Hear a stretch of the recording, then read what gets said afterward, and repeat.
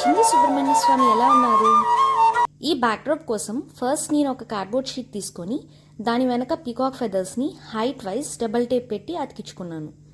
ఆ తర్వాత సుబ్రహ్మణ్య స్వామి శూలం షేప్ ఒక కార్డ్బోర్డ్ షీట్ మీద కట్ చేసుకొని దాని మీద గ్లిటర్ పేపర్ అతికించుకున్నాను.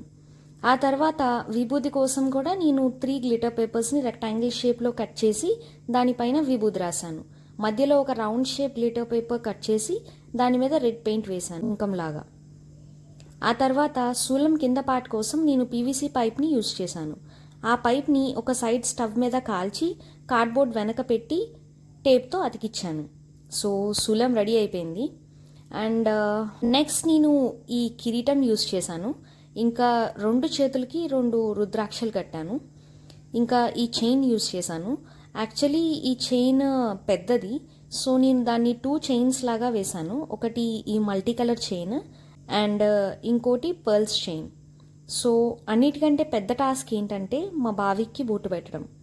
వాడిని నిద్రపుచ్చి బొట్టు పెడదామని నిద్రపుచ్చడానికి చాలా ట్రై చేశాను, కానీ వాడు నిద్రపోలేదు. అందుకని వాడు మెలకుతో ఉన్నప్పుడే పెట్టేశాను ఎలాగలా. అండ్ హ్యాపీయెస్ట్ పార్ట్ ఏంటంటే మేము వీడియోస్ తీసినంతసేపు చక్కగా నవ్వుతూ మంచి పోజెస్ ఇచ్చాడు మా బావికి నాన్న. సుబ్రహ్మణ్య స్వామిలాగా ఎంత క్యూట్గా ఉన్నాడు.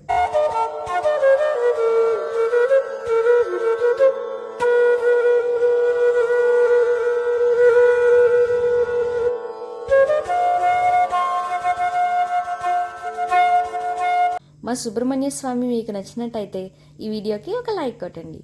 And please subscribe to our channel for more videos.